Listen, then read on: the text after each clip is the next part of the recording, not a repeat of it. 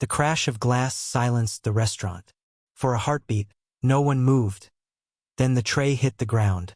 A sharp clang, soup spilling, plates breaking, and the young waitress with the warm brown skin and tired eyes crumpled beside it. "Somebody help her!" someone shouted. At the far end of the restaurant, Dr. Min-jae Han was already out of his chair. His black tie swung loose as he knelt beside her, checking her pulse. His world narrowed to the faint flutter beneath his fingers, the tremor of her breath. "Miss, can you hear me?" he asked quickly. No response. He loosened her apron, his voice sharp and precise. The morning had begun like every other. Too early, too cold, and too far from home. Dami Smith buttoned her plain black uniform, the one she'd ironed the night before until her arms ached. The collar was fraying, the fabric thin from too many washes, but she smiled anyway as she tied her apron. "Today will be better," she whispered to herself in the tiny mirror by her bed. Her apartment was small, a single room above a laundry shop in Mapo District, with cracked paint and a view of the alley. But it was hers. The rent was paid barely. The heater worked when it wanted to, and the neighbor's cat had claimed her windowsill as its bed. She didn't have much, but she had hope. That had always been enough. That morning, as she walked into the bistro, her head felt light, her stomach hollow, and her body tired beyond reason. She smiled through it because that's what she always did. At 12:58 p.m., she saw him. The man in the corner booth, tall, polished, expensive. The kind of man who looked like he was born in a boardroom. His white shirt was crisp, his tie perfectly knotted, and the faint silver watch on his wrist gleamed with quiet power. The manager whispered, "That's Dr. Han Min-jae. He owns the hospital across the street. Be careful not to spill anything on him. He's important." Dami smiled. "Everyone's important," she said softly. The manager sighed. "Just serve him nicely." And she did. She took his order, bibimbap and green tea, and tried not to notice how his eyes lingered on her name tag, how his voice was low but warm when he said, "Thank you." When she walked back to the counter, her coworker teased, "He looked at you like you were dessert." Dami laughed. "Please, men like that don't look at girls like me." But fate was already smiling in secret. By 1:10 p.m., she was carrying his food, carefully, gracefully, like every waitress learns to do after too many broken plates. And then the world tilted. Her vision blurred. The sound of chatter turned hollow. Her hands went numb, the tray wobbling in her grip. For one dizzy moment, she thought she just needed to blink it away. Then everything went black.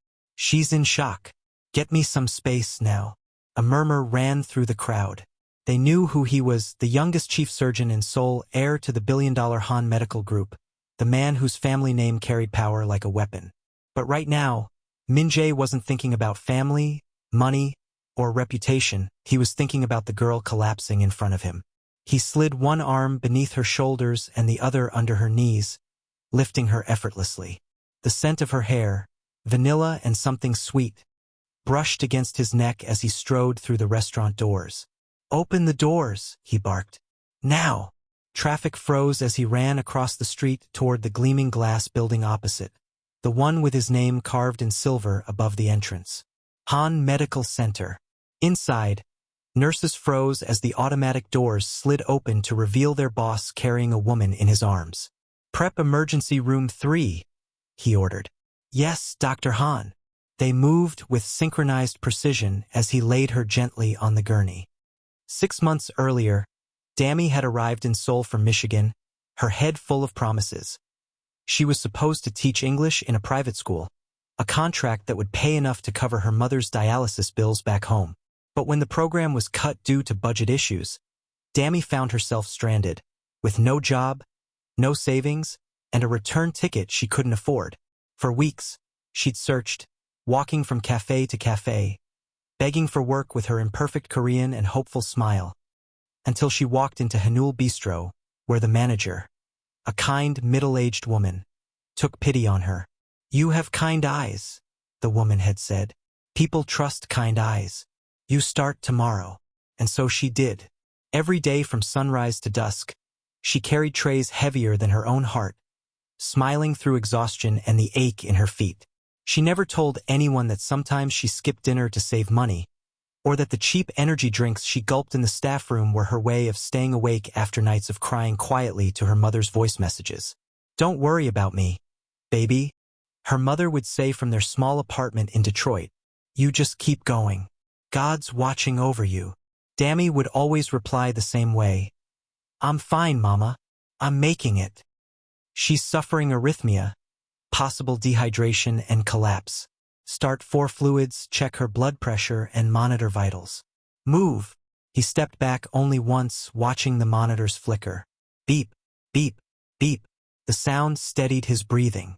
Her pulse was back. When she opened her eyes again, she was wrapped in clean sheets and surrounded by the soft hum of machines. The air smelled of antiseptic and faint citrus. It took her a second to realize she was in a hospital, his hospital. Her chest tightened with confusion. "What happened?" she whispered. "You fainted," the nurse said gently. "Dr. Hahn brought you in himself." Her eyes widened. "He carried me here?" "Yes. He wouldn't let anyone else touch you." That last line stuck in her chest like a heartbeat. Later that evening, Dami stared at the ceiling, still weak but strangely peaceful. Outside the window, Seoul's skyline twinkled against the night sky. Somewhere out there, she imagined the doctor who had saved her. Probably back to his rich, busy world, forgetting about the waitress he'd rescued out of instinct. She didn't know he hadn't left the building. In his office 2 floors up, Dr. Min-jae Han sat with his tie loosened, staring at her patient file. Her name, her birthplace, her age, her medical notes. He didn't know why he couldn't look away. There was something about her that didn't belong to the chaos of his world. Something pure, something human. He was supposed to hand her over to another physician in the morning. That was protocol. That was the rule. But for some reason, he already knew he wouldn't. 2 days later, when she was discharged, she returned to the small apartment she rented above the laundry shop in Mapo. It smelled faintly of detergent and loneliness, but it was all she had. As she lay on her narrow bed, she thought of her mother's voice notes waiting on her phone. "Don't you give up, baby," her mother had said the night before Dami left Michigan. "God didn't bring you this far to drop you now." Tears burned behind her eyelids. She didn't know that across the street, in his penthouse office, Min-jae was also staring at her discharge file, and for the first time in years, a woman's name refused to leave his thoughts. For days since that quiet, unreadable doctor carried her through the streets of Mapo like she was something precious. She still couldn't shake the image from her mind. The way his voice had sounded when he told her she was safe, the faint scent of his cologne, the steadiness of his hands. But people like him didn't think about people like her. She was a waitress. He was a billionaire doctor. Their worlds weren't just different, they were galaxies apart. So she went back to work. Because life didn't pause just because your heart had an unforgettable moment. The lunch rush was already in full swing when he walked in again. Dr. Han Min-jae, same crisp shirt, same calm energy. But this time, when his eyes met hers across the restaurant, something changed. A flicker of recognition, a ghost of a smile. Dami froze mid-step, tray in hand. Their eyes held for a heartbeat longer than necessary. Then she looked away. "He's just here to eat, Dami. Do your job." She walked up to his table, steadying her breath. "Good afternoon, Dr. Han," she said softly, her voice warm but professional. "Would you like your usual?" He nodded. "Bibimbap, green tea." Then, after a pause, "You're back." She blinked, caught off guard. "You remember? Doctors don't forget their patients that easily." She smiled nervously. "I wasn't really your patient though, was I? Just an accident you carried in." His lips curved slightly. "It's still my hospital, and you were still under my care." Something in his tone made her heart skip. She scribbled the order, trying not to notice the faint amusement in his eyes. When she returned with his meal, he gestured to the seat across from him. "Sit." She hesitated, glancing around. "I shouldn't. My manager." "I already spoke to her." Her brows rose. You did. He gave a small nod. I told her I wanted to discuss a potential health partnership between the hospital and the restaurant. She didn't argue. Dami laughed softly, shaking her head. You're impossible. I'm efficient, he said, his gaze not leaving hers. They sat in a silence that wasn't awkward. Just knew that he studied her as she nervously stirred her tea. She wasn't like the women who usually hovered around him at charity galas or medical conferences. All perfect hair and polished ambition. There was something real about her. Something that reminded him of what he'd lost long ago. Warmth. Finally, she broke the silence. Why are you really here? He didn't flinch. Because I wanted to make sure you were okay. Her throat tightened. You could have just called. I don't have your number. She laughed again, softly this time. You could have asked the hospital. He leaned slightly forward. I didn't want to make it official. That made her heart beat faster, because behind those words was a truth she didn't dare name. When he finished eating, he stood, adjusting his cufflinks. You still look pale. Come by for a proper checkup. No charge. I can't afford private clinics, she said, lowering her gaze. It's not about money, he said quietly. It's about health. She hesitated. Are you always this concerned about your patients? He paused at the door, turned slightly, and gave her a small, knowing smile. No, just one. That night, Dami lay awake in her small apartment, staring at the ceiling. Every time she closed her eyes, she saw his face. Calm, gentle, too kind for his own good. Her phone buzzed. A voice message from her mother in Michigan. You sound happier in your last message, her mother said. Maybe that city is finally showing you some love. Dami smiled faintly, even as tears pooled in her eyes. She didn't know how to tell her mother that love was the last thing she wanted. And yet, it was already finding her. Meanwhile, across town, Dr. Han Min-jae sat in his penthouse suite, overlooking the glittering skyline of Seoul. He had surgeries scheduled at dawn. Board meetings stacked till midnight. That he had everything: power, money, reputation.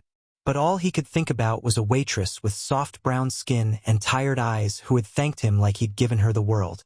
It should have ended at the hospital. But it didn't. And as he looked out the window, a quiet voice in his chest whispered, You're already breaking the rule. The glass doors of Seoul Grace Medical Center slid open with a soft hiss, welcoming Dami into a world that didn't feel like hers. The lobby gleamed with white marble and silver fixtures. The scent of lilies and sterilized air mingled like wealth and purity had joined hands. Dami tugged nervously at her beige sweater. Her uniform was folded neatly in her tote bag. She'd asked the manager for 2 hours off, pretending she had a dental appointment. She didn't even know why she'd come. Maybe it was guilt. Maybe gratitude. Maybe curiosity. Or maybe, though she wouldn't admit it, it was him. The receptionist looked up from her desk. Good morning. Appointment. Dami cleared her throat.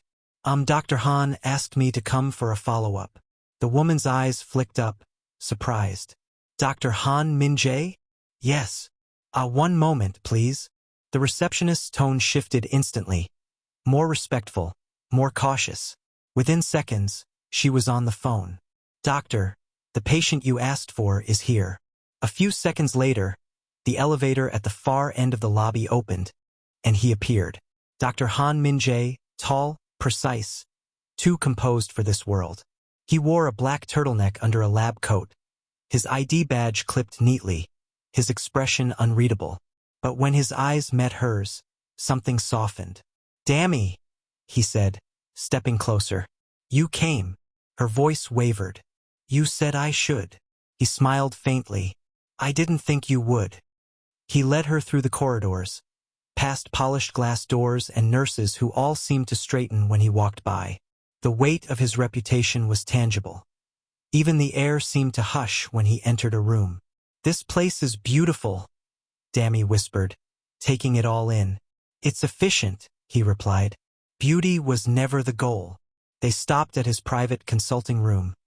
Sleek, minimalist, with soft light filtering through wide windows overlooking the city. He gestured to the seat across his desk. Sit. She obeyed, her palms resting nervously on her lap. He sat opposite her, scanning her vitals on the screen. "You were severely dehydrated," he said. "Your blood pressure was dangerously low. When was the last time you had a proper meal?" Dami shifted uncomfortably. "I eat. Coffee isn't food," he said quietly. Her eyes widened. "How did you?" He smiled a little. "The manager mentioned it. You work too hard." "I have to," she murmured. "My mom's sick, and rent doesn't pay itself." Something flickered in his eyes, a shadow of empathy. He leaned back, folding his arms. "You're too young to carry that much weight. And you're too rich to understand what that feels like." The words slipped out before she could stop them. Her eyes widened in panic. "I'm sorry, I didn't mean." He raised a hand, stopping her. "No, you're right." For a long moment, silence hung between them. Heavy, unspoken, fragile. Then he said quietly, "Come back next week. I want to make sure you're recovering properly." She nodded, rising to leave. "Thank you, Dr. Han." But before she could reach the door, it opened. A woman stood there, tall, elegant, every inch the image of Korean high society. Diamond earrings glimmered against her sleek chignon. "Min-jae," she said, her tone sharp but soft. "Your secretary said you were busy, but I didn't realize you meant this kind of busy."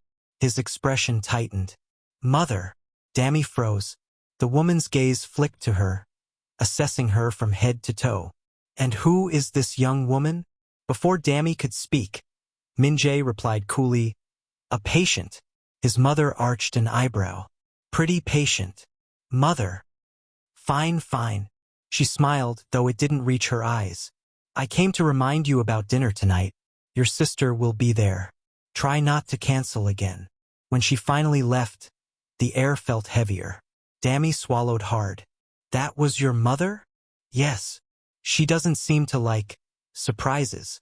She doesn't like anything she can't control," he said softly. "Including me." There was a pause, then a faint smile. "You handled that better than most." "I was too scared to move," she admitted. He laughed quietly, the sound low and genuine. "Next time you'll be fine." "Next time?" she teased before realizing what she'd said. He met her gaze. Steady, calm, too intense. "Yes, Dami, next time." That evening, as he sat at the family dinner table, his mother's words blurred into background noise. His sister, Han Yura, noticed the distraction and leaned closer. "You're quiet. That's not like you." He sipped his wine. "Just tired." Yura smiled knowingly. "Or thinking about someone?" He didn't answer, but his silence was loud enough. Meanwhile, in her tiny apartment, Dami replayed the day in her head. The way he'd looked at her, the way he defended her in front of his mother, the way "next time" had sounded like a promise. For the first time in a long while, she smiled before falling asleep. And across the city, so did he. The week passed like a dream Dami didn't dare name. She returned to work, to the clatter of plates and hum of lunchtime chatter. But everything felt different. It wasn't the restaurant. It was her. Every time she passed the hospital's glass facade across the street, her heart gave a small, traitorous flutter. Every time she glanced at the clock around noon, she half expected him to walk in again, his calm presence folding into the noise like he belonged to her private world. He didn't. But that didn't stop her from wishing. On Friday, the bell above the bistro door chimed, and when she looked up, he was there, Dereno lab coat this time. Just a dark gray sweater, black slacks, and that composed air that made people move out of his way without realizing it. He didn't head for his usual corner table. Instead, he walked straight to the counter where she stood. "Dr. Han," she said, startled but smiling. "You're, off duty?"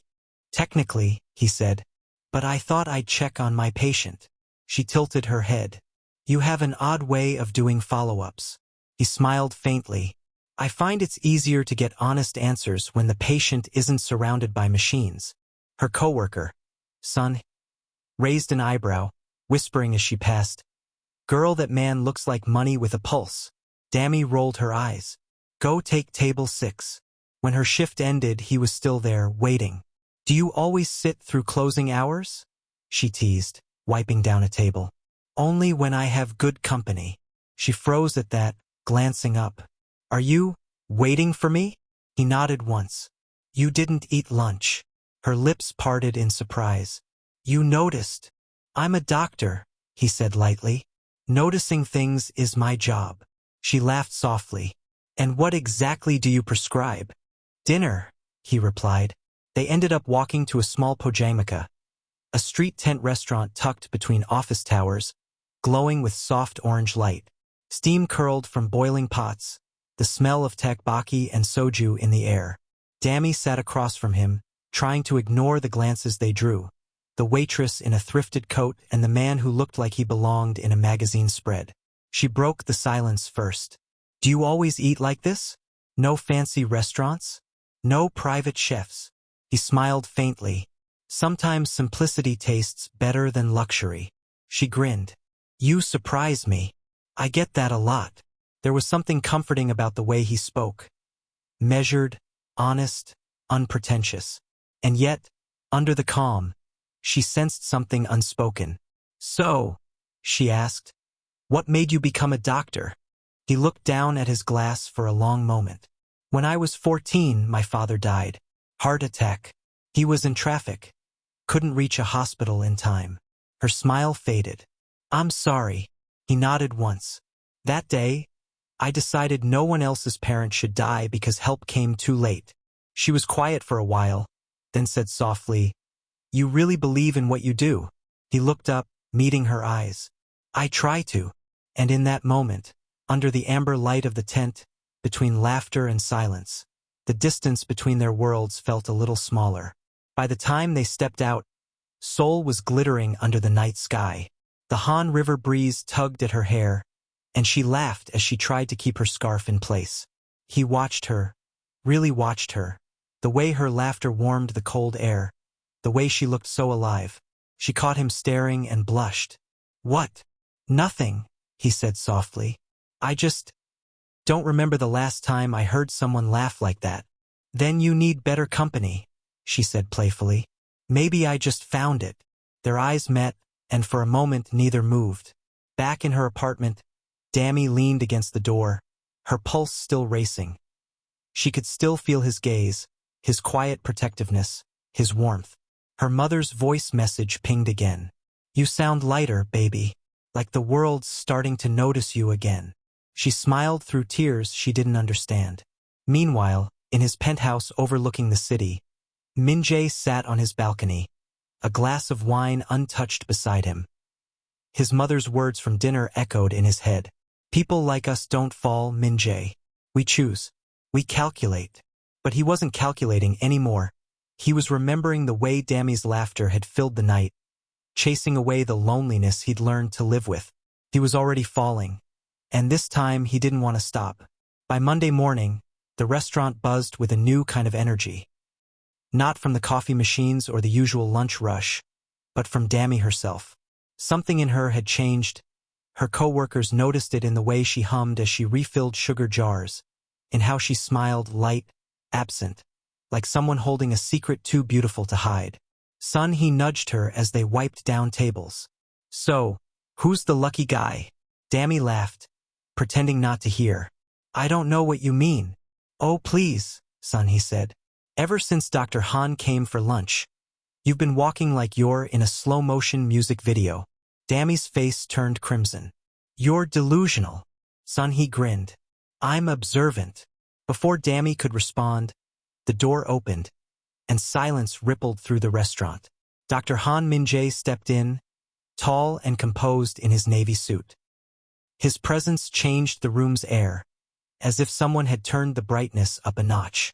The manager hurried forward, bowing slightly.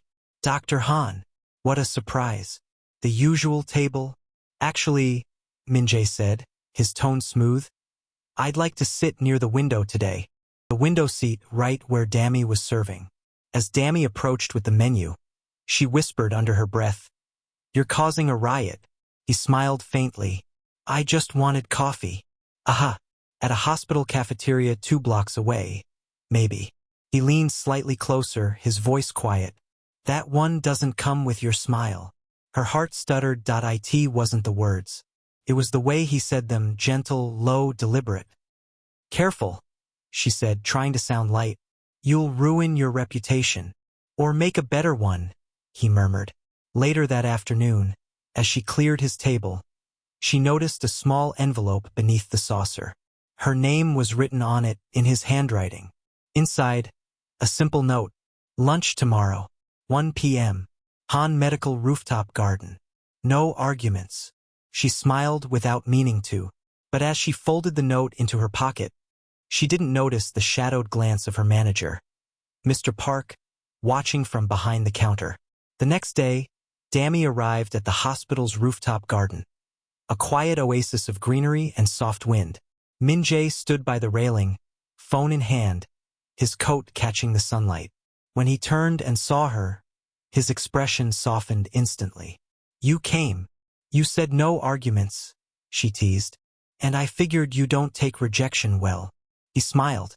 Not from you. They talked as they ate, about her mother's illness, about his work, about the strange loneliness of people who never stop moving forward. At one point, she asked softly, do you ever get tired of saving everyone else? His jaw tightened slightly. All the time. Then who saves you? He looked at her for a long, quiet moment, and didn't answer. That evening, Min-jae's mother, Madame Han Soo-jin, entered his study. Elegant, poised, and colder than marble, she carried a magazine in one hand. You were seen, she said without preamble. He didn't look up from his laptop. Good evening, mother.